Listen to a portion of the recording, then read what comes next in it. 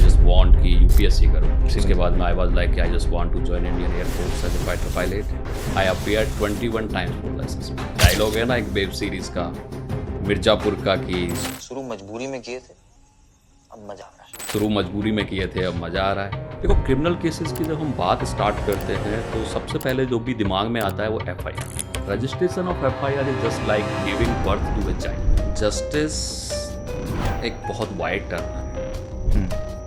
Justice आज के time में अगर मैं बोलूँ, सॉरी टू से, बट बोलना नहीं चाहिए, जस्टिस मिलता नहीं है, जस्टिस खरीदना। अगर कोई विक्टिम है और उनकी एफआईआर नहीं रजिस्टर हुई है तो उनको क्या करना चाहिए? तो एज पर लॉ है कि आपको पहले एसएचओ को कंप्लेंट देनी है, उसके बाद में आपको डीसीपी के पास कंप्लेंट देनी है। Then the next remedy is the complaint before judicial magistrate. ये कड़वा सच है। पुलिस सिस्टम के बारे में अगर हम बात करें, आज भी पुलिस के पास इतनी पावर है कि वो जो चाहे कर सकती है। किसी को भी उठा के फ्रेम कर दें, किसी को भी उठा के it's very easy. Very easy. There is a violation of 41 A notice. Police ने आपको नोटिस नहीं दिया, डायरेक्ट अरेस्ट कर लिया। इस सिचुएशन में अगर ऑफेंस 7 साल से कम है, इस सिचुएशन में उस पुलिस ऑफिसर के अगेंस्ट कंटेम्प्ट की प्रोसीडिंग चल सकती है। पुलिस स्टेशन में आपको मारा पीटा जा रहा है कि साइन कर दो स्टेटमेंट में, तो ऐसा सच में होता है क्या? अमूमन तो ऐसा नहीं होता, बट कुछ केसेस में पुलिस आज भी करती है। जैसे 3rd डिग्री बोलते हैं कि 3rd डिग्री देके स्टेटमेंट रिकॉर्ड करा ली, ये करा ली, बट तो उस 3rd डिग्री स्टेटमेंट की कोई भी एविडेंस की वैल्यू नहीं है। For one case they are asking for just like 5 lakh, 10 lakh, 15 lakh, that's it. Nominal. Hello everyone. Welcome to Law Seco Insights. In Law Seco Insights, we talk about different legal issues. In today's podcast, we have Advocate Shipal Upadhyay. We will be discussing with him about basics of criminal law. Welcome, sir. Thanks for giving me this opportunity and for inviting me here. आप थोड़ा अपने बारे में बताएंगे कि आपकी legal field में journey कैसे स्टार्ट हुई? I am first generation advocate. No one in my entire family is in this field. ना पुलिस में, ना एडवोकेसी में, किसी में भी नहीं. And the interesting fact is that कि I never want to be an advocate. Oh. मैं स्टार्टिंग में जब था, मेरी फैमिली का भी प्रेशर ये था कि I am a bright student kind of, they just want कि यूपीएससी करूं। उसके बाद में I was like I just want to join Indian air force as a fighter pilot. I appeared 21 times for the SSB, but never got selected. After that I realise कि I am not for defence at least. Then I explore this field and now today I am enjoying this. वो dialogue है ना एक web series का, मिर्जापुर का, कि शुरू मजबूरी में किए थे, अब मज़ा आ रहा है। शुरू मजबूरी में किए थे, अब मजा आ रहा है। Now I am enjoying this journey like everything. I'm satisfied this profession. I achieve everything in short span of my career. I work with some prominent lawyer and in some good cases. Okay. So आपका basically जो field है, मतलब legal field में भी तो criminal trial है, तो क्या होता है बेसिकली क्रिमिनल ट्रायल की? हम जब बात करते हैं क्रिमिनल केसेस की, देखो, क्रिमिनल केसेस की जब हम बात स्टार्ट करते हैं तो सबसे पहले जो भी दिमाग में आता है वो एफआईआर। हाँ, एग्जैक्टली, कि क्रिमिनल केस एफआईआर। क्या एफआईआर से ही क्रिमिनल केसेस स्टार्ट हो जाते हैं? ऐसा नहीं है। क्रिमिनल केसेस स्टार्ट करने के भी 2 तरीके होते हैं, एक कंप्लेंट, एक पुलिस एफआईआर। ठीक है। पुलिस एफआईआर एक डिफरेंट सब्जेक्ट है, कंप्लेंट एक डिफरेंट सब्जेक्ट है। Complaint that can be directly filed in the court. It is not mandatory कि हर बार हमें सिर्फ एफआईआर ही करानी है। एफआईआर सिर्फ उन केसेस में मैंडेटरी है जहां पर कुछ इन्वेस्टिगेशन करके एविडेंस पुलिस के थ्रू लाने हैं, then we need FIR. Job of police is very limited. उनकी जॉब सिर्फ इतनी है कि जो भी पर्टिकुलर केस हुआ है, इंसिडेंट हुआ है, उससे रिलेटेड जितना भी डॉक्यूमेंट हैं, एविडेंसेस हैं, विटनेस हैं, उन सब की स्टेटमेंट वगैरह कलेक्ट करके कोर्ट के सामने लाना। If you have all these evidences, you can directly approach the court. नहीं, बट अगर आपकी एफआईआर, मान लीजिए सबसे पहले तो अगर मेरे साथ कुछ क्राइम होता है तो मैं तो पुलिस में जाता हूँ ना, बिकॉज कंप्लेंट वाला जो तरीका है वो तो थोड़ा सा डिफ़िकल्ट है, थोड़ा सा इससे ज़्यादा कॉम्प्लेक्स है। हाँ, एक स्टेप वहाँ पे बढ़ जाएगा। बट मेन जो इन्वेस्टिगेशन है पुलिस को करना है, तो एफआईआर लॉन्च करने में क्यों दिक्कत आती है और पुलिस वालों को क्यों प्रॉब्लम हो जाती है कि भाई हम एफआईआर नहीं करेंगे? ये मतलब जनरली ऐसा रहता है। ये बिल्कुल है, इत्तेफाक से ऐसा है कि सुप्रीम कोर्ट की जजमेंट आने के बाद भी, ललिता कुमारी की जजमेंट आई, Lalita Kumari versus state of UP, इसमें स्टेटली बोला गया कि आपको कोई भी कॉग्निजेबल ऑफेंस है जिसमें कॉग्निजेबल ऑफेंस हो रहा है, then you have to be registered in FIR. There is no need of any kind of inquiry.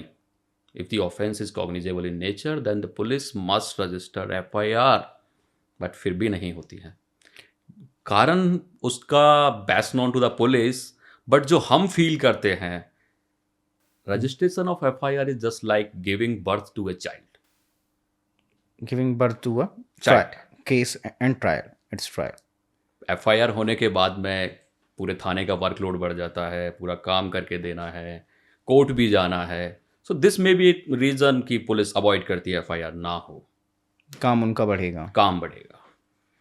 But अगर किसी के साथ कुछ गलत हो रहा है, किसी के साथ कोई ऑफेंस हुआ, तो जब हमारा जो क्रिमिनल जस्टिस सिस्टम है, तो अगर हम पुलिस को खाली रखना चाहते हैं, मतलब जो पुलिस का रीज़न है, मतलब जो ये रीज़न समझ में आता है कि they want to avoid their work, मतलब वो अपना काम जो है उससे पल्ला झाड़ना चाहते हैं. ठीक है, बट ये जो क्रिमिनल जस्टिस सिस्टम का हमारा पर्पस है कि लोगों को न्याय मिले, तो अगर ऐसे होगा, FIR अवॉइड करेंगे, तो फिर तो कहाँ जस्टिस मिला ना. जस्टिस एक बहुत वाइड टर्म है. जस्टिस आज के टाइम में अगर मैं बोलूँ, सॉरी टू से, बट बोलना नहीं चाहिए, जस्टिस मिलता नहीं है, जस्टिस खरीदना पड़ता है, specially in Indian judicial system. ऐसा है, जस्टिस मिलता नहीं है. अच्छा. From police onwards it's very hard to register your case. अगर पर्टिकुलरली आपका केस कोई पॉक्सो, रेप, जिनमें ऑलरेडी गाइडलाइंस हैं गवर्नमेंट की तरफ से, उनमें फॉल नहीं करता है, तो पुलिस के सामने ही बहुत सारी दिक्कत आती हैं विक्टिम को केस रजिस्टर कराने में. अभी हम सिर्फ केस रजिस्ट्रेशन पे हैं, आगे नहीं गए हैं justice K. Case registration, if you are suffer, अगर कोई इंसिडेंट हुआ है, कुछ भी हुआ है, उसके बाद की चीज़ें बहुत बाद में आनी है. पुलिस ही इतना टाइम लेती है केस रजिस्टर करने में कि बहुत सारे एविडेंसेस, डॉक्यूमेंट डिस्ट्रॉय हो चुके होते हैं. एग्जैक्टली, मतलब पुलिस का ये रहता है कि अगर हीनस क्राइम है जिसमें उनको करना ही है, कोई ऑप्शन नहीं है, तब तो वो कर लेते हैं आसानी से. अदरवाइज कोई भी केस होता है तो रजिस्टर नहीं करते हैं. ये तो है. तो क्या मतलब हम अगर कोई विक्टिम है और उनकी FIR नहीं रजिस्टर हो रही है, तो उनको क्या करना चाहिए? ऐसे केसेस में देखो, पहले तो कुछ हमारी होती है कि उनके सीनियर्स के लिए जो एज पर लॉ है कि आपको पहले SHO को कंप्लेंट देनी है, उसके बाद में आपको DCP के पास कंप्लेंट देनी है. वहाँ से भी अगर आपको कुछ रेमेडी नहीं मिलती है, कोई भी हेल्प नहीं मिल रहा है, रिलीफ नहीं मिला है, तो then the next remedy is the complaint before judicial magistrate. अच्छा. We can file an complaint before the judicial magistrate. वहाँ अपना केस रख सकते हैं, बट जुडिशियल मजिस्ट्रेट के पास जाने में और FIR रजिस्टर होने तक टाइम इतना लग जाएगा कि टाइम इतना लग जाता है कि बहुत सारे एविडेंस केस खराब हो जाएगा, खत्म हो जाता है. यहाँ पर मैं अपने व्यूवर्स को बता देना चाहता हूँ कि जैसे जब FIR रजिस्टर नहीं होती है, तो जो बात बता रहे हैं सर, उसमें वो ये कह रहे हैं कि जैसे आप गए, आपने SHO को इन्फॉर्म किया कि ये केस हुआ है, मतलब कोई क्राइम कमिट हुआ है, और वो अगर FIR आपकी लॉन्च नहीं कर रहे हैं, तो आप उसके बाद उनसे जो ऊपर ऑफिशियल हैं, तो जहाँ कमिश्नरेट सिस्टम है वहाँ पर DCP, और जहाँ पर कमिश्नरेट सिस्टम नहीं है, जैसे लाइक उत्तर प्रदेश में, तो वहाँ पर SP या SSP को आप कंप्लेन देते हैं. उसके बाद भी अगर उस पर एक्शन नहीं होता है, तो फिर आप जुडिशियल मजिस्ट्रेट को अप्रोच करते हैं. ठीक है, राइट. फिर मान लीजिए अगर FIR नहीं हुई और हम जुडिशियल मजिस्ट्रेट के पास गए, तो ऑफ कोर्स ऐसी बात है, केस पर तो इम्पैक्ट होगा ही, मतलब जो भी एविडेंसेस हैं, बाकी सारी चीज़ें हैं, इतना टाइम लग जाएगा. इवन आप जुडिशियल मजिस्ट्रेट के पास भी गए और SHO से ऊपर जो सीनियर ऑफिसर है उनके पास भी गए, तो उसमें ही इतना टाइम लग जाएगा कि उस पर इन्वेस्टिगेशन सफ़र होनी ही है. बट क्या जुडिशियल मजिस्ट्रेट जो है, अगर कुछ सीरियस क्राइम या कॉग्निजेबल ऑफेंस होता है, तो वो डायरेक्ट कर देते हैं FIR रजिस्ट्रेशन के लिए? जर्नली कर देते हैं, बट समटाइम्स हमारे कंट्री में क्या होता है कि लॉ का मिसयूज बहुत होता है. जो लॉ प्रोटेक्शन के लिए होता है, वो उसे एज ए वेपन यूज़ कर लेते हैं लोग. तो वो सारी चीज़ें भी होती है. जज after applying their judicial mind decide करते हैं कि इस केस में पुलिस की हमें असिस्टेंस चाहिए या नहीं चाहिए, एफआईआर करनी। एफआईआर करनी है नहीं करनी। The purpose of FIR is very limited, hmm, कि सिर्फ इन्वेस्टिगेशन में कुछ ऐसे एविडेंसेस चाहिए जो पुलिस ही लेके आ सकती है, then they will go for the FIR कि ठीक है इसमें एफआईआर की हमें ज़रूरत है, कि there are some kind of scientific evidence या कोई डॉक्यूमेंट्री ऐसे एविडेंसेस हैं जो कंप्लेनेंट के पोजीशन में नहीं है, तो we need the assistance of police. तो जुडिशियल ऑफिसर्स उन केसेस में अलाउ कर देते हैं एप्लीकेशन, और एफआईआर इजीली रजिस्टर हो जाती है। अगर कॉग्निजेबल ऑफेंस बनता है तो वो कर देते हैं एफआईआर रजिस्ट्रेशन करने के लिए। ठीक है, तो इससे अब मान लीजिए एफआईआर हो गई, उसके बाद क्या होता है? एफआईआर होने के बाद में police will conduct the entire investigation, जो उनकी जॉब है प्राइम। इन्वेस्टिगेशन करेंगे, जितने विटनेस हैं विटनेस की स्टेटमेंट रिकॉर्ड करेंगे, आई विटनेस है तो आई विटनेस की स्टेटमेंट रिकॉर्ड होंगी, कुछ डॉक्यूमेंट्री एविडेंस हैं तो वो लेके आएंगे, आजकल सीसीटीवी फुटेज वगैरह होती है तो वो सब सिक्योर करेंगे। After collecting all the evidences they will analyse, जो उनकी जॉब है उनको एनालाइज करेंगे, और उसके बाद में एक ऑब्जर्वेशन ड्रॉ करेंगे। और ऑब्जर्वेशन को ड्रॉ करने के बाद में in written they will submit before the court, जैसे हम चार्जशीट बोल देते हैं इन दिल्ली स्पेशली, उन्होंने क्या क्या किया है, क्या नहीं लाए हैं, और उनको क्या लगता है इस पर्टिकुलर केस में। They will bring all the document with chargesheet, जैसे हम चार्जशीट बोल देते हैं, कुछ स्टेट्स में उसे चालान भी बोलते हैं। हाँ, दे विल प्रेजेंट, वो कोर्ट के सामने लाएंगे। Now the job of court started, अब कोर्ट का काम स्टार्ट हो जाएगा, ट्रायल स्टार्ट होगा। चार्जशीट आने के बाद में एक्यूज को समन किया जाता है। अगर एक्यूज ऑलरेडी जुडिशियल कस्टडी में है तो वो कोर्ट के सामने अपीयर होगा, कुछ कॉम्प्लाइंसेज होते हैं, चार्जशीट कंप्लीट है या नहीं। The next step is framing of charges. अच्छा, this is one of the most important stage in criminal trial, framing of charges. क्या होता है मतलब framing of charges is some kind of one kind of stage in criminal trial. At this stage judicial officer will decide, magistrate और it can be session court, would it depend on the offence कि कौन सा trial है, क्या है। Magistrate या judicial officers ही will decide कि इस केस में प्राइमा फेसिया ये ऑफेंस कमिट हुआ है या नहीं हुआ है। इफ यू फाइंड कि प्राइमा फेसी हमें नहीं लगता है ऑफेंस कमिट नहीं हुआ है, then court will discharge the accused. Okay, या कौन कौन से सेक्शंस में हुआ है, कौन कौन से नहीं हुआ है, कोर्ट विल डिसाइड दैट। अगर उसको ज़्यादातर जर्नली तो यही होता है कि कोर्ट विल फाइंड कि नहीं, we will go with trial. उसके बाद में ट्रायल स्टार्ट होता है, cross examination, one of the best and one of the important aspect of criminal trial. Being a criminal lawyer, if you know the tactics, everything else about evidence, cross examination, that is the only stage. Okay, तो मतलब जैसे इसके बारे में आप थोड़ा बताएंगे कि क्रॉस एग्जामिनेशन क्या होता है? लोगों को जैसे नहीं पता होता है, कॉमन पब्लिक है जो लीगल बैकग्राउंड से नहीं है, उनको ज़्यादा आइडिया नहीं होता है, तो एक बार मतलब जनरल टर्म्स में हम क्या यूज़ करते हैं क्रॉस एग्जामिनेशन के लिए, और एग्जामिनेशन क्या होता है, तो उस पर थोड़ा सा बता दें। देखिए, हमने जैसे देखा कि एफआईआर होती है, इन्वेस्टिगेशन होती है, सब कुछ होता है। इन्वेस्टिगेशन के टाइम पे भी देयर आर रेयर चांसेस कि एक्यूज को अपॉर्चुनिटी मिलती है अपने एविडेंस लाने की। जनरली तो ऐसा होता है कि उन्हें अपॉर्चुनिटी ही नहीं देते हैं, एक्यूज को नहीं देते, एक्यूज को कोई अपॉर्चुनिटी देते ही नहीं है कि आप अपने फेवर के एविडेंसेस लेके आ जाइए, नहीं लेके आने हैं, क्या है क्या नहीं। They will just bring the accused, disclosure record कराते हैं और उसके बाद में चार्जशीट फाइल हो जाती है। चार्जशीट आ गई, वहाँ भी एक्यूज को कोई कहीं भी कैसा भी कोई रिलीफ नहीं है, कुछ भी नहीं है, कोई ऐसी अपॉर्चुनिटी नहीं मिली जहाँ पर वो अपने डॉक्यूमेंट या कुछ भी एविडेंस ला सके। Now cross examination is the only first step. Okay, जहाँ पर उनके काउंसिल अपना जो डिफेंस है वो भी रख सकते हैं, जो एक्चुअल में ट्रुथ है बिहाइंड द एंटायर केस वो निकालने के लिए, जो उनका अपना वर्जन है, और जो सामने से विक्टिम जो बोल रही है वो कितना सच है कितना नहीं, that can B only impossible in the cross examination. कई सारे केसेस जैसे हमने भी एक दो करे हैं जिसमें हुआ है कि the story which is written in the chargesheet is completely different जो विक्टिम क्रॉस में आके बोलती है। Okay, that will benefit it. तो उनको ट्यूटर नहीं किया जाता है? मतलब मैं ऐसे पूछ रहा हूँ, मान लीजिए मैं विक्टिम का लॉयर हूँ, तो उन्होंने क्या बोल रखा है एफआईआर में, क्या कह रखा है, क्या स्टेटमेंट दिए हैं, तो क्रॉस में वो बदल कैसे देते हैं? That depend on the council, जो डिफेंस काउंसिल डिफेंस काउंसिल जो होता है, नहीं, राइट। मान लीजिए डिफेंस काउंसिल के अगर स्किल्स अच्छे हैं then he will find the truth.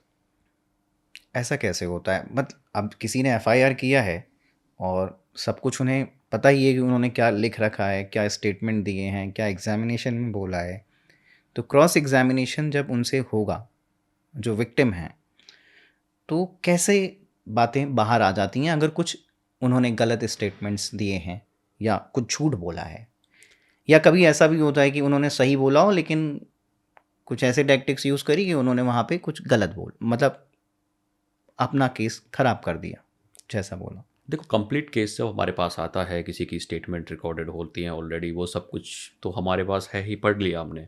उसके अलावा भी कुछ स्किल्स जैसे बीइंग ए काउंसिल होते हैं, टैक्टिक्स हम यूज़ करते हैं कि किस टाइप का विटनेस है, कितना ट्यूटर है। अगर ऑलरेडी विटनेस को बहुत ज़्यादा पढ़ा रखा है तो जब क्रॉस एग्जामिनेशन के लिए बैठते हैं तो एक मेंटली प्रेशर होता है उसके ऊपर भी कि वो क्या बोल रहा है, अगर क्या विक्टिम, नहीं। हाँ, चाहे वो विक्टिम है चाहे कोई और भी विटनेस है, बहुत एक अलग काइंड ऑफ प्रेशर होता है। अगर विटनेस ज़्यादा होशियार है तो वहाँ जब कुछ क्वेश्चंस आते हैं तो ना चाहते हुए भी कुछ गलतियाँ ऐसी हो जाती हैं जो बेनिफिट कर जाती हैं दूसरी साइड को, और इट्स वेरी कॉमन।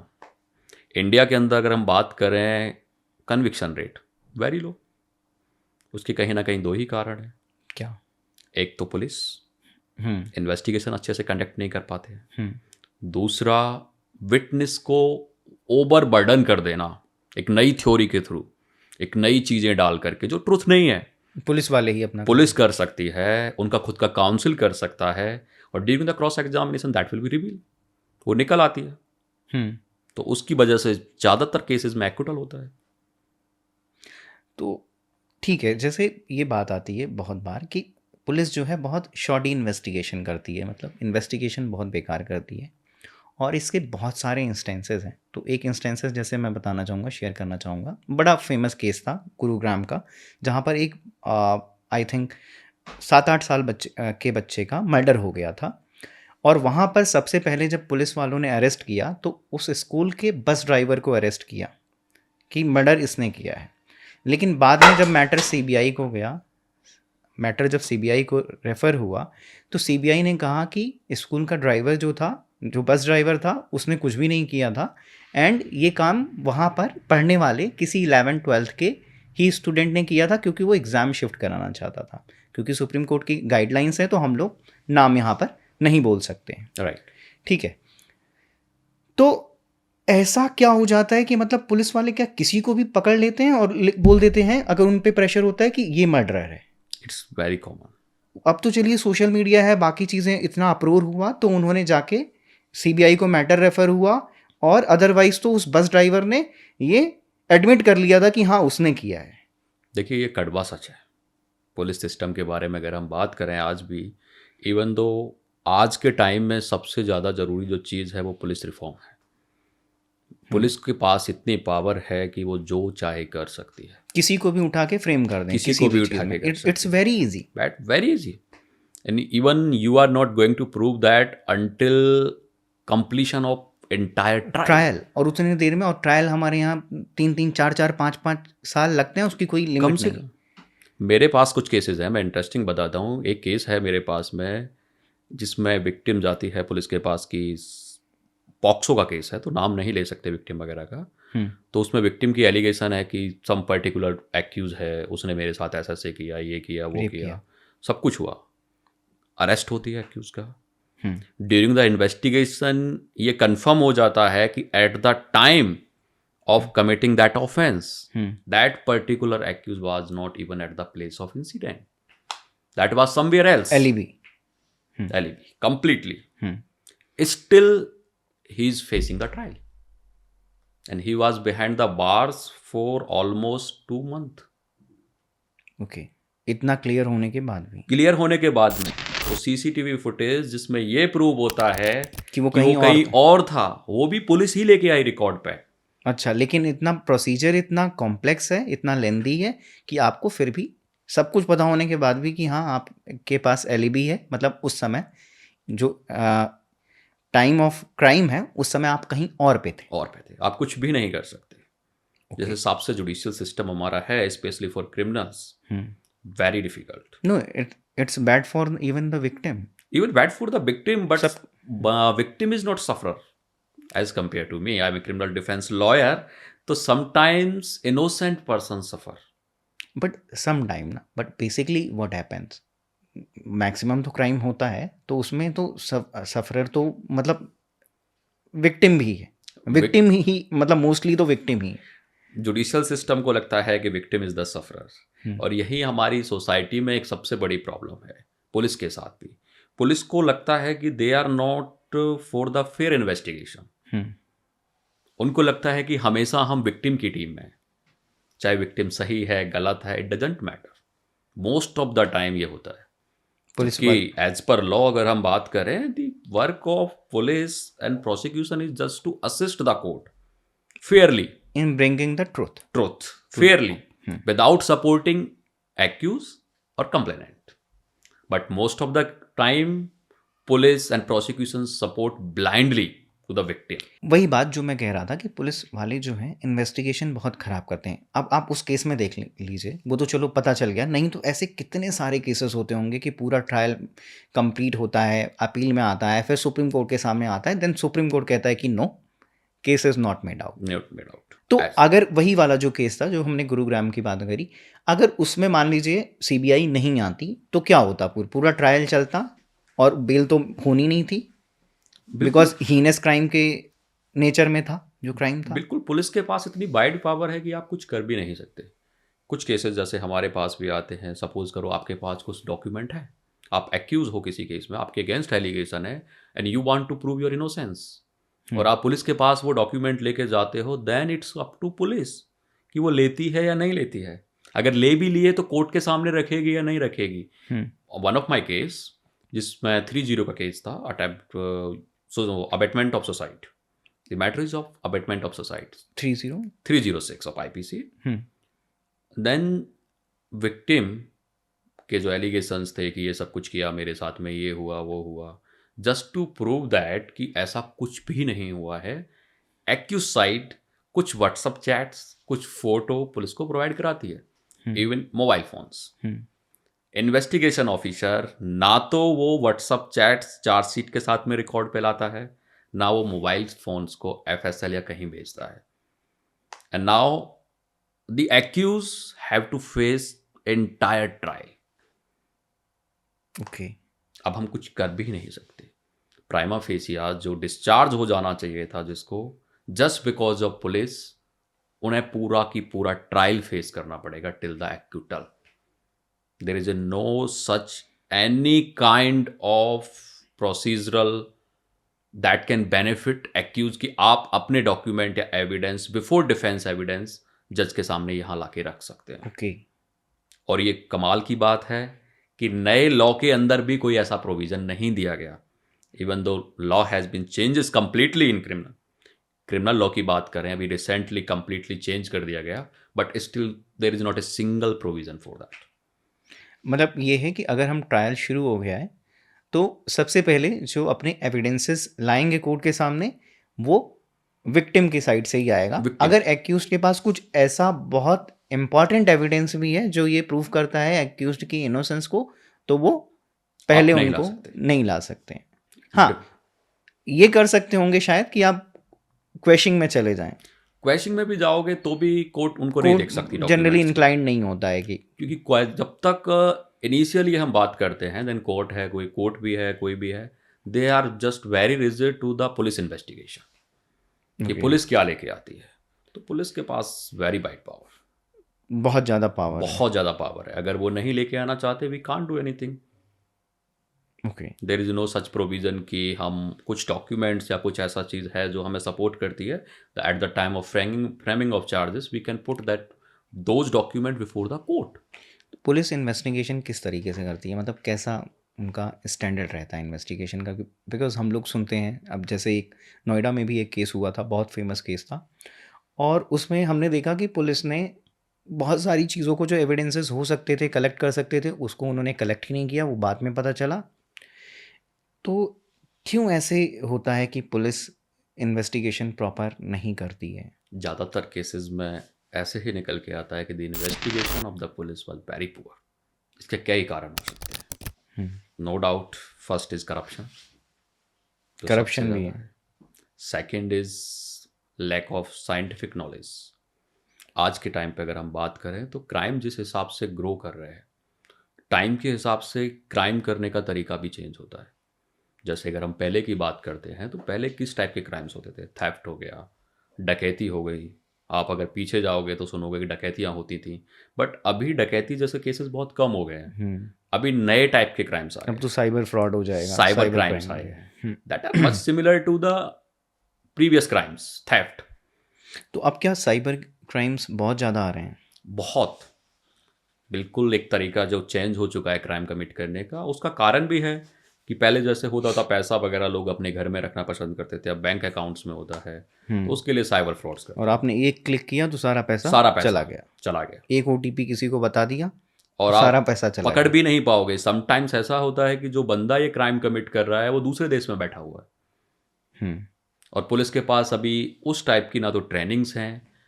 हम पर्टिकुलरली एक स्टेट की बात ना करके कंप्लीटली अगर देखते हैं तो कई स्टेट ऐसे भी हैं जहां पर पुलिस को अभी उस टाइप की कोई ट्रेनिंग ही नहीं है, उनके पास रिसोर्सेज ही नहीं है कि वो उनको ट्रैक कर सके, वो लैब ही नहीं है, कुछ भी नहीं है। तो एक वो भी कहीं ना कहीं कारण है कि बहुत पुअर इन्वेस्टिगेशन होती है केसेस में। अपने आप को अपग्रेड नहीं कर रहे अपग्रेड नहीं हैं करना जितनी जल्दी उनको करना चाहिए। हम फॉरेन में काफ़ी कंट्रीज़ हैं जहाँ की पुलिस को देखते हैं कि they are doing wonderful jobs, like Dubai, USA, they have every resources. In India it's very hard. This is the main reason before poor investigation, very poor investigation, and this is the sole reason for the acquittal in most of the cases. अगर investigation खराब होगी फिर तो acquittal होगा ही। There are high chances. तो cyber crime में और क्या क्या मतलब हो रहा है? साइबर क्राइम में अगर हम ज़्यादातर बातें करें तो आज के टाइम में दो टाइप के क्राइम्स हमारे पास केसेस बहुत ज़्यादा आते हैं। एक है डिजिटल अरेस्ट। मैं बता देना चाहता हूँ there is no such kind of word in entire law. हाँ एग्जैक्टली, मतलब मैंने भी आज तक किसी बुक में, अपनी लॉ बुक में कहीं पे डिजिटल अरेस्ट नहीं सुना, एंड आई वाज शॉक्ड कि मतलब ये भी हो रहा है और लोग बिलीव कर रहे हैं। और बहुत अच्छे अच्छे मतलब बैकग्राउंड से जो लोग हैं, बहुत पढ़े लिखे लोग, वो डिजिटल अरेस्ट में बिलीव कर रहे हैं। Surprisingly they are highly educated persons. तो क्यों बिलीव करते हैं कि वो कर लेते हैं इतनी जल्दी आसानी से डिजिटल अरेस्ट में? और ये डिजिटल अरेस्ट होता क्या है? जैसे मैंने पहले बताया, लॉ के अंदर डिजिटल अरेस्ट जैसा कोई वर्ड नहीं है, ना ही कोई डिजिटल अरेस्ट जैसा हमारी कंट्री में अभी कुछ ऐसा है। ये उनकी तरफ से एक टैक्टिक्स होती है। They just put mail, video calls करते हैं, अपने आप को प्रिटेंड करते हैं बीइंग ए पुलिस ऑफिसर कि आपके साथ ऐसा ऐसा इंसिडेंस हुआ है, सब कुछ है, ये है। फिर उसके बाद में उनसे अमाउंट वगैरह डिमांड करते हैं, and reason best known to them, वो कैसे उसमें आ जाते हैं, या कह सकते हैं कि उनका जो तरीका है मैनिपुलेट करने का वो इतना अच्छा होता है कि एक एजुकेटेड अच्छे क्लास का बंदा, गवर्नमेंट ऑफिशियल्स, एक हाई रैंक ऑफिसर्स, वो भी उनके शिकार हो जाते हैं। अब जैसे मैं देखता हूँ, मतलब मुझे समझ में आता है, पहले क्या होता था, कोई भी अगर मान लीजिए क्रिमिनल है तो जब पुलिस आती है तो वो भागता ही है, मतलब इन जनरल हमारी सोच तो यही होती है। और जनरली जो क्रिमिनल भी होता है वो यही करता है, वो बचने की कोशिश करता है। डिजिटल अरेस्ट में आपसे कोई कह रहा है कि आप अपना कैमरा जो है आप मतलब ऑन करके ही बैठे रहेंगे, तो आप बैठे भी रह रहे हैं, बैठे भी रहते हैं। मतलब ऐसा कैसे हो सकता है?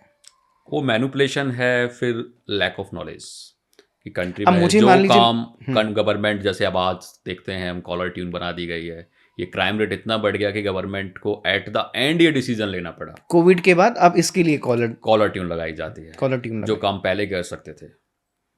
अगर इस टाइप के क्राइम्स जब बढ़ते दिख रहे थे तो उस टाइम पे कर देना चाहिए था। और बहुत लार्ज स्केल पे ये चीज़ें हो रही हैं। अंडर रिपोर्टिंग होती है, रिपोर्टिंग होती ही नहीं इन केसेस में।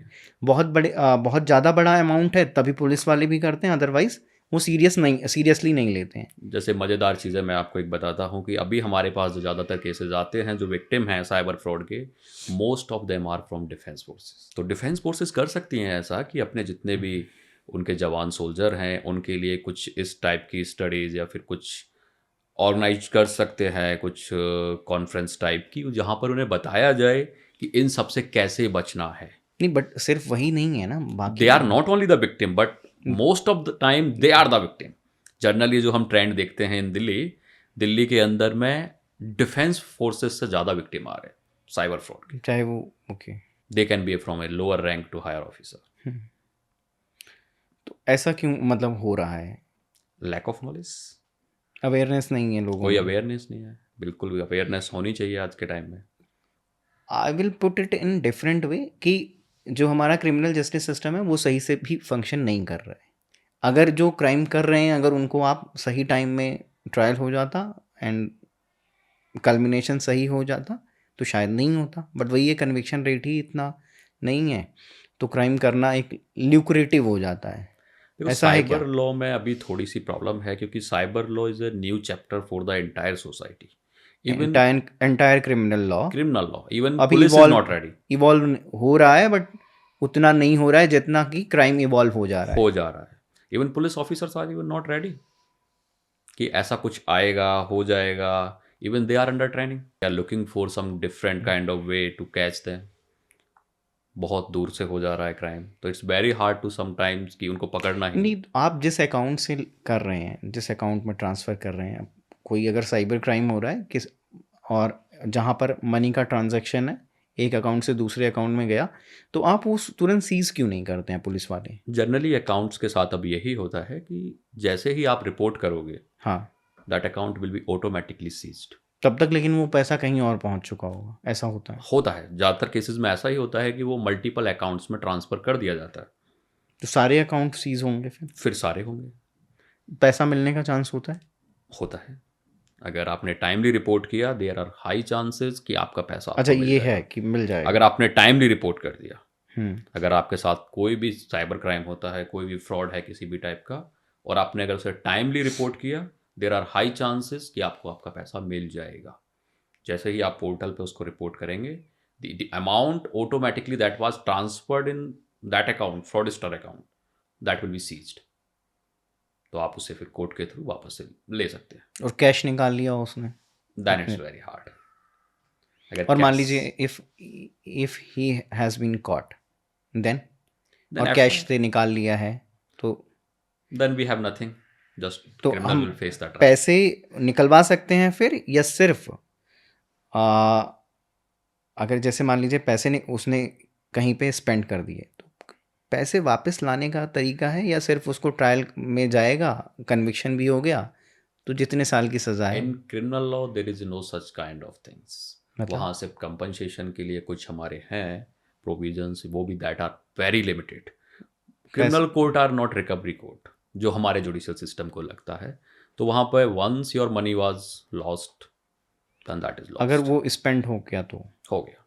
द ओनली रेमेडीज और the only punishment that will go given to the accused is punishment, imprisonment or some kind of fine. You can't recover your amount. कोई मतलब तरीका नहीं है? कोई तरीका नहीं. Until and unless जिसने क्राइम कमिट किया है वो नहीं चाहता. अब if he wants to settle the matter then he can easily settle the matter. But अगर वो नहीं चाहता है then we can't force the court. या कह सकते हैं कि we can't force through the court कि भैया वो पैसा हमें वापस मिल जाए. हम उसे उस क्राइम करने के लिए सजा तो दिला सकते हैं कोर्ट से, बट पैसे की डिमांड नहीं कर सकते. नहीं, जैसे होता है कि अटैच कर दिया प्रॉपर्टी, और ये प्रॉपर्टी वगैरह अटैच करने का टाइम तब आएगा जब पहले उसकी कन्विक्शन हो जाएगी, फिर जो फाइन कोर्ट लगाएगा. और अगर ये पता चल जाए कि इस पैसे से क्या खरीदा गया है तो वो अटैच कर सकते हैं? That can be at later stage after the conviction. पहले नहीं? पहले कुछ भी नहीं, क्योंकि क्रिमिनल लॉ में हमारे यहाँ मानते भी हैं कि every accused is innocent until proven guilty. तो जब तक कन्विक्शन नहीं तब तक कुछ भी नहीं.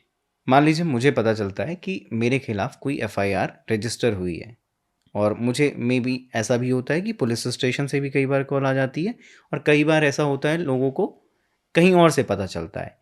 तो क्या स्टेप होना चाहिए? क्या मुझे तुरंत ही किसी एडवोकेट को कंसल्ट करना चाहिए, या क्या स्टेप लेना चाहिए? पुलिस वालों से बात करनी चाहिए, पुलिस स्टेशन ही चले जाना चाहिए? देखो, जब भी ऐसी कोई सिचुएशन आती है then the first step being an accused जो आपको लेना चाहिए, आपको लीगल असिस्टेंस की ज़रूरत स्टार्ट हो जाती है. वंस यू नो दैट कि भैया FIR हो गई आपके अगेंस्ट में या कोई ऐसा केस आने वाला है, तो आपको सबसे पहले एक अच्छे बेस्ट क्रिमिनल लॉयर के पास जाना चाहिए, सो दैट कि whatever remedies are there, जो भी रेमेडीज आपके लिए हैं एक्यूज के लिए, वो अवेल करा सके। क्रिमिनल ट्रायल या फिर क्रिमिनल लॉ की हम बात करते हैं, वो कोर्ट में स्टार्ट होने से पहले ही स्टार्ट हो जाता है। After registration of FIR, criminal trial started complete, जो क्रिमिनल जुरिस्प्रूडेंस बोल सकते हैं हम, और नीड ऑफ एडवोकेट स्टार्टेड। तो एडवोकेट के पास जाना भी चाहिए और उनसे कंसल्ट भी करना चाहिए कि मुझे किस टाइप की स्टेटमेंट देनी है पुलिस को, क्या करना है। सपोज करो बेल की ज़रूरत है तो advocate will consult advice you कि भैया आप बेल लीजिए, एंटिसिपेटरी बेल के लिए जाइए। और अगर पुलिस स्टेशन चले गए सीधे, तो उसके कॉन्सिक्वेंसेस हो सकते हैं। मे बी पुलिस आपको अरेस्ट भी कर सकती है, या फिर पुलिस के सामने आप कोई ऐसी स्टेटमेंट दे के आ सकते हैं जो बाद में आपको हार्म करेगी। अच्छा, so it will be best कि अगर आपको कभी मिलता है कि अपने काउंसिल को, जो क्रिमिनल काउंसिल के पास सबसे पहले जा करके आपको एक लीगल एडवाइस लेकर के, आगे काउंसिल के साथ भी आप पुलिस स्टेशन जा सकते हैं। अदरवाइज बाकी जो लॉ के अंदर आपके लिए रेमेडी है वो आप जितना जल्दी हो सके उनको अवेल कर सकें। अच्छा, CRPC में पहले एक सेक्शन 41A का नोटिस होता था, तो अभी क्या है? और वो अरनेश कुमार की जो गाइडलाइंस है उससे रिलेटेड क्या गाइडलाइंस है, और वो एक्यूज्ड को कैसे प्रोटेक्ट करते हैं? देखो 41A के बारे में अगर हम बात करें तो बहुत लिमिटेड है उसका। ही that 41A notice is only applicable for those offences जिसमें सजा 7 साल से कम है। That is not a matter of choice. Okay, as per the Arnesh Kumar, उसके बाद भी 2-3 सुप्रीम कोर्ट की जजमेंट आई, हाई कोर्ट्स की भी जजमेंट आई कि जिन ऑफेंसेस में सजा 7 साल से कम है, it is the duty of police officer to give notice to the accused before arresting.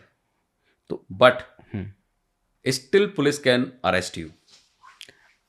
अगर कोई भी क्राइम ऐसा हुआ या आप एक्यूज हैं जो 7 साल से कम का इम्प्रिजनमेंट है जिसमें, तो उसमें ये मैंडेटरी है कि पुलिस आपको पहले नोटिस दे, और डायरेक्ट अरेस्ट करती है तो वो उस गाइडलाइन का वायलेशन होगा। That can be a violation, but police can arrest. Police can arrest अब if there are sufficient grounds, अगर सफिशिएंट ग्राउंड्स हैं, अगर उसके लिए पुलिस को ऑलरेडी पावर दी हुई है, अगर पुलिस को लगता है कि there are some grounds for immediate arrest, तो they can arrest you by giving those grounds in writing.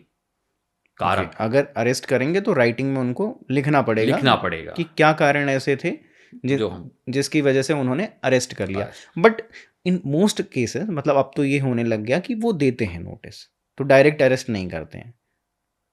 अभी ज़्यादातर हम देखते हैं कि जैसे नोटिस आते हैं तो मोस्ट ऑफ केसेस में वो अरेस्ट नहीं करते हैं, बट अगर उन्हें लगता है then they can arrest just by giving reason in writing कि हम क्यों कर रहे हैं।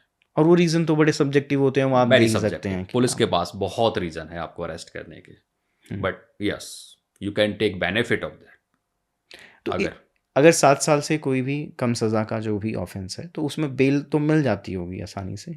बेल इज अगर मान लीजिए अरेस्ट भी कर लिया फिर भी, it depend on the fact of cases कि किस टाइप के फैक्ट्स हैं।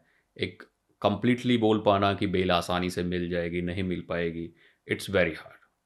यहाँ पर मैं व्यूवर्स को बता दूं कि जो हम बात कर रहे हैं वो बात ये कर रहे हैं कि कुछ केसेस जो 7 साल से ऊपर के जिसमें इम्प्रिजनमेंट होते हैं वो अलग होते हैं, और जो अभी हम केसेस की बात कर रहे हैं सेक्शन 41A CRPC और नए वाले BNSS में जो कंसेंट सेक्शन है और अरनेश कुमार की गाइडलाइंस है, वो उन्हीं पे अप्लाई होता है जो 7 साल से कम के जिसमें ऑफेंसेस होते हैं कम इम्प्रिजनमेंट के।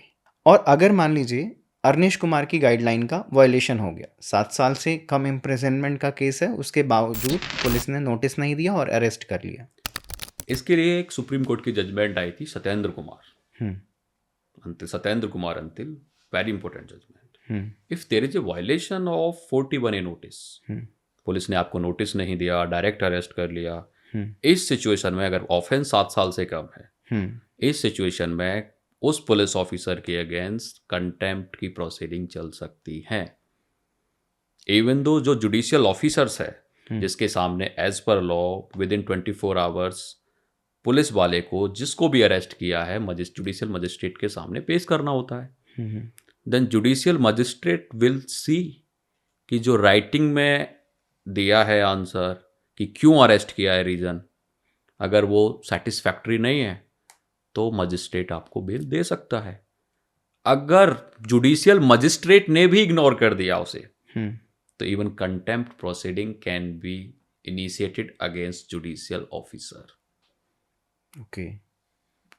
और इसको लेके सुप्रीम कोर्ट और हायर कोर्ट्स जो हैं, मतलब कॉन्स्टिट्यूशनल कोर्ट बोल सकते हैं, हाई कोर्ट, बहुत सीरियस हैं। They are very serious for the offences जिनमें पनिशमेंट 7 साल से कम है। They are just trying to avoid arrest, unnecessary arrest, जो पुलिस जर्नली कर देती है। कोई भी छोटा मोटा झगड़ा हुआ, कुछ भी हुआ, बहुत माइनर से प्रेटी से ऑफेंसेस हैं, पुलिस झट से अरेस्ट कर लेती है। तो just to avoid these kind of arrest ये लॉ बना दिए गए। ये अरनेश कुमार की guideline and section 41A 41A notice. ठीक है। तो जो इसमें अगर पुलिस इन्वेस्टिगेशन करेगी, अपना नोटिस उसने दिया, और अगर उसे लगता है कि ग्राउंड्स बन रहे हैं तो वो अरेस्ट कर सकती है। बिल्कुल कर सकती है। नॉर्मल मान लीजिए जो केसेस या जो ऑफेंसेस जिसमें पनिशमेंट जो है 7 साल से ऊपर की है, उसमें तो वो डायरेक्ट ही अरेस्ट करते हैं। अगर आपके पास, अच्छा, ऐसा नहीं है कि पुलिस हमेशा आपको अरेस्ट करेगी। हाँ, बट नहीं, उन केसेस में तो करना चाहिए ना। It is discretionary power of the police. But- but police officers जो इन्वेस्टिगेशन ऑफिसर है, he will decide. But they have to arrest ना, No. Otherwise as per law ऐसा कुछ भी नहीं है कि they have to arrest. It's completely up to the investigation officer. अगर इन्वेस्टिगेशन ऑफिसर को लगता है कि arrest is necessary, then he will arrest you, otherwise no, there is no need. But this is the theory, they generally generally practice में है कि police follow करती है ये चीज कि अगर कोई हीनियस क्राइम है या कुछ ऐसा है तो जितना जल्दी हो सके और अरेस्ट 7 साल से करते हैं। ऊपर वाले जो क्राइम होते हैं वो बहुत सीरियस नेचर के होते हैं, तो दे अरेस्ट। दे जस्ट जनरली ऐसा करते हैं, but not in every case. वो ऐसा करते भी हैं, उनकी थ्योरी भी होती है कि just to protect the crime scene, evidences, lot of things, कि कोई ऐसा टेम्परिंग ना हो जाए एविडेंसेस के साथ में, इसलिए जनरली वो अरेस्ट कर लेते हैं, but that is not mandatory.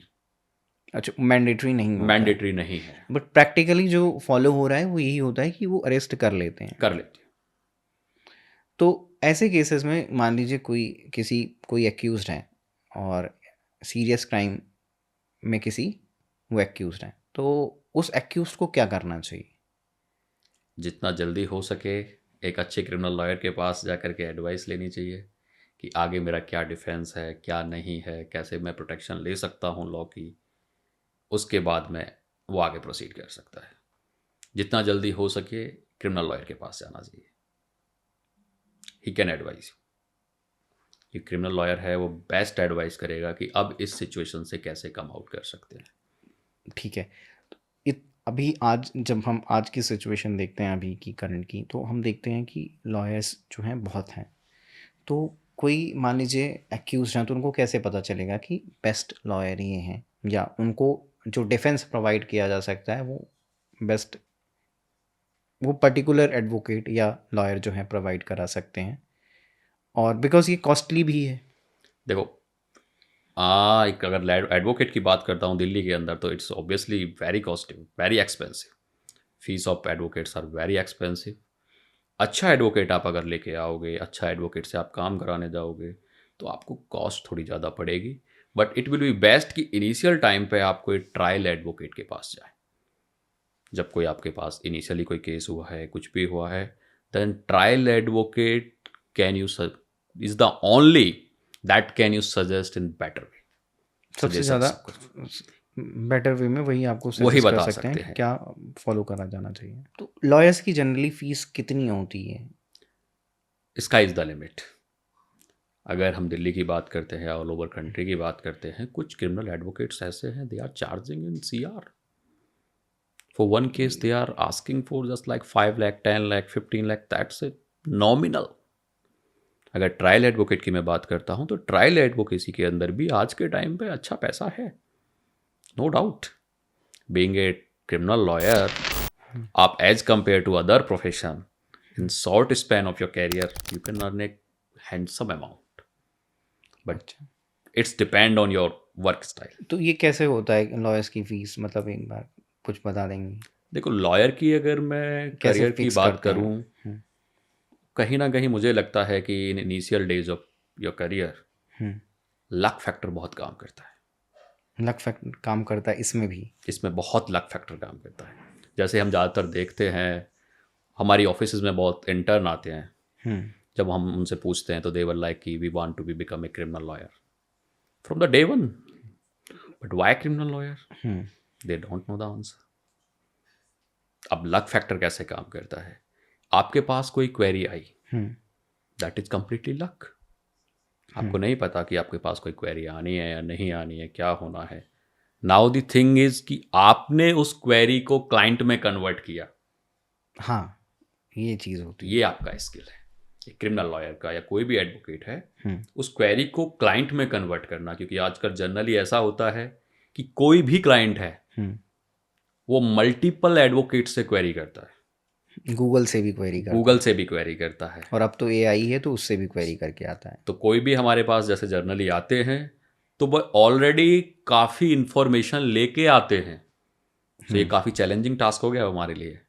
ये ऐसा नहीं है कि पहले की तरह कुछ भी बोल दो कुछ क्लाइंट भी मान के चला जाएगा। नहीं मानेगा अब। अब क्लाइंट क्वेश्चन करते हैं, हम्म, और ये अच्छा भी है हम्म, जब क्लाइंट के पास थोड़ी इन्फॉर्मेशन होती है लॉ के बारे में।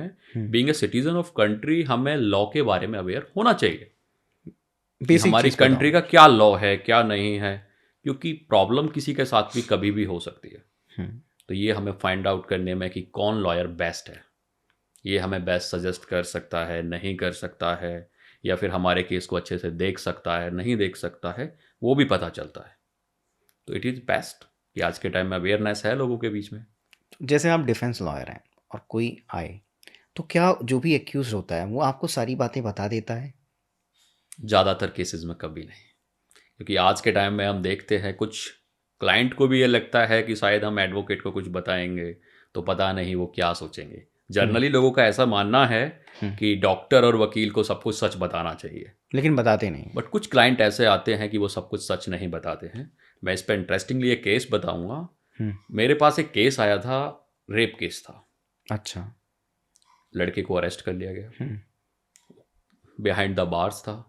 उसकी फैमिली ने हमें कनेक्ट किया। हम्म, मेरे पास जब आए हम्म, तो I just simply ask them, hmm, they say कि this is a matter of promise to marry, false promise. False promise of marriage का ये सब कुछ है। तो मैंने उनसे बोला कि लड़के का फ़ोन कहाँ पे है, क्योंकि इट्स वेरी कॉमन आज के टाइम में व्हाट्सअप चैट्स वगैरह होती और है, अगर ये होती है। तो उन्होंने बोला कि हमारे पास है।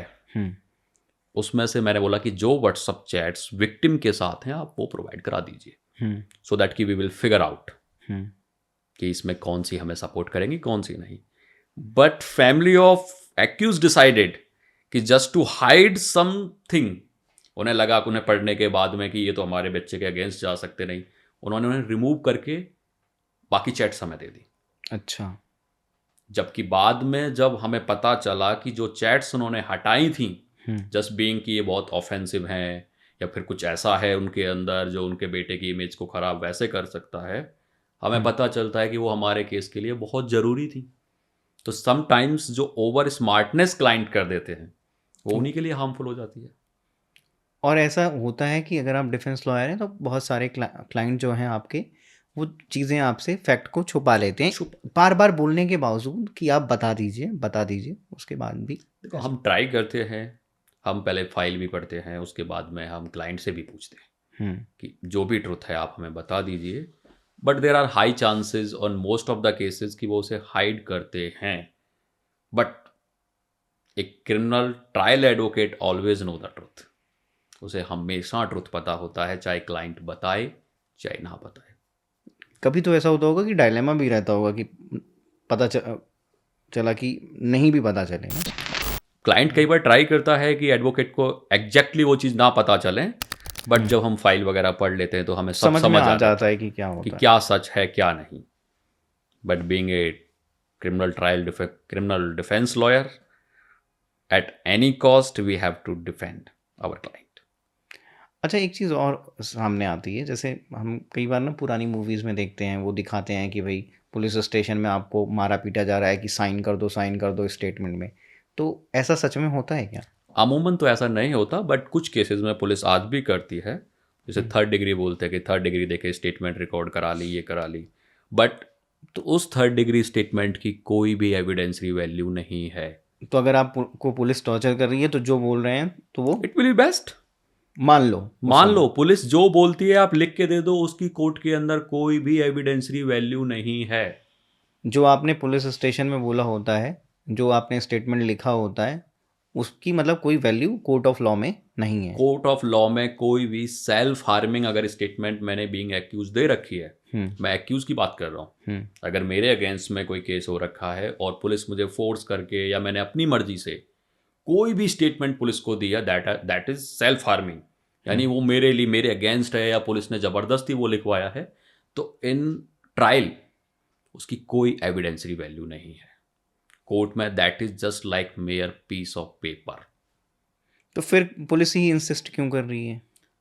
पुलिस समटाइम्स डिस्क्लोजर स्टेटमेंट जैसे ज़्यादातर होता है, just for the conclusion of case force करते हैं कि हाँ इन्होंने तो कन्फेशन कर दिया क्राइम, या उस फैक्ट के बेसिस पे अगर कुछ उनको मिल जाए एविडेंस तो वो एडमिसिबल होगा। इसमें थोड़ा रिकवरी अगर आती है, if there is any recovery on the basis of that statement, that is admissible, only that part of statement जिसके बेसिस पे रिकवरी हुई है वो स्टेटमेंट एडमिसिबल होगा। बाकी अगर आपने कुछ भी बोल रखा है पुलिस के सामने, पुलिस स्टेशन में, तो वो कोई एविडेंसरी वैल्यू नहीं होगा। Law as a career, because हमारे बहुत सारे व्यूअर्स हैं जो स्टूडेंट हैं जो लॉ को एज अ कैरियर बनाना चाहते हैं या क्रिमिनल डिफेंस लॉयर बनना चाहते हैं या और भी फील्ड में इसी जाना चाहते हैं, तो वो कैसे कर सकते हैं? कितना टाइम लगता है और कितने टाइम में वो अच्छी अर्निंग कर सकते हैं?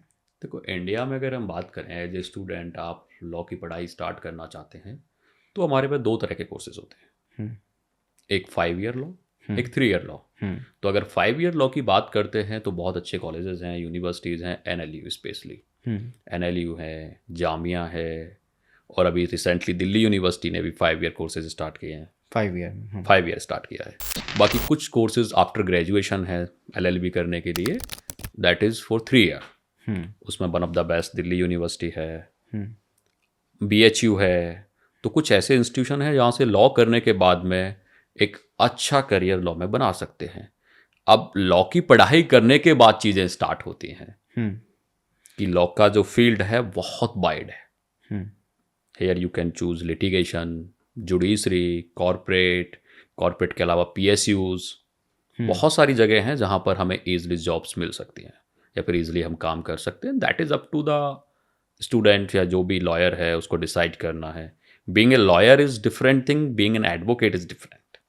Lawyer is who is a graduate in law, जिसने LLB कर ली वो लॉयर है। बट समटाइम्स ऐसा हो सकता है कि वो कॉर्पोरेट में चले जाएं, इन हाउस काउंसिल हो जाते हैं। तो अगर आप लिटिगेशन में आना चाहते हैं then it is little bit struggle. There is a not little bit, there is you have to struggle in initial days. अगर अर्निंग इज वेरी लिमिटेड, आपको अच्छे क्लाइंट्स नहीं मिलेंगे। प्रॉब्लम कहाँ से स्टार्ट होती है कि दो तरह के क्राइम होते हैं, एक ट्रेडिशनल, एक वाइट कॉलर। जो वाइट कॉलर क्राइम्स हैं वहाँ पर जो क्रिमिनल्स हैं उनके पास बहुत पैसा है, बहुत पैसा। अब उनके पास जब बहुत पैसा है तो they will obviously choose to best lawyers जो हाई सेल पे, जो भी अच्छी लॉयर्स हैं उनको चूज करें, फीस लेते हैं, वो उनको हायर करने में बिल्कुल भी झिझक नहीं। By they will be engaging a newcomer, obviously बात है, तो वो सेगमेंट आउट हो जाता है, वो आपके पास नहीं आएगा। अब आते हैं हम ट्रेडिशनल क्राइम, चाकू मार दिया, मर्डर कर दिया, रेप कर दिया। इसमें हम कहीं ना कहीं देखेंगे ज़्यादातर वो लोग आते हैं जो फाइनेंशियली बहुत पुअर क्लास है, उनके पास खुद से पहले से ही पैसा नहीं है, वो क्राइम कमिट कर रहे हैं उस टाइप के। सपोज करो कोई पैसे के लिए चोरी कर रहा है, अब पैसा तो उसके पास है ही नहीं, तो वो आपको कहाँ से देगा। तो इनिशियल डेज में being a criminal defence lawyer struggle है, बहुत ज़्यादा स्ट्रगल है, क्योंकि उस टाइप के केसेस या अपॉर्चुनिटी नहीं मिल पाती हैं। तो इसलिए मैं बोलता भी हूँ कि बीइंग इन लिटिगेशन समटाइम्स आपका लक डिसाइड करेगा कि आप इस प्रोफेशन में कितना क्या कर पाते हो। कई बार ऐसा होता है कि कुछ केसेस बाय लक आ जाते हैं, जो अच्छे केसेस होते हैं, आपको अपॉर्चुनिटी मिल जाती है उन केसेस को लीड करने की, वहाँ से आपको नाम, fame, money, everything you will get. But एक बार अगर आप क्रिमिनल लॉयर अच्छे बन गए, अच्छे इन द सेंस कि आपके पास काम भी अच्छा है, कोर्ट में भी अच्छा करते हो, then sky is the limit for earning.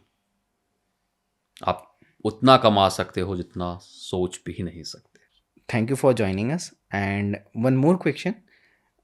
Like many of our viewers are law students. So if they want to join you as an intern, तो क्या प्रोसेस रहेगा? देर इज़ सिंपल प्रोसेस, वो हमारी ऑफिस में आके approach कर सकते हैं। और अगर हमें लगता है कि really some student is there कि he want to learn a criminal law, then my office gate is always open. But generally मैं प्रेफर करता हूँ कि क्रिमिनल डिफेंस लॉयर अगर कोई बनना चाहता है स्टूडेंट, वही मेरे पास है।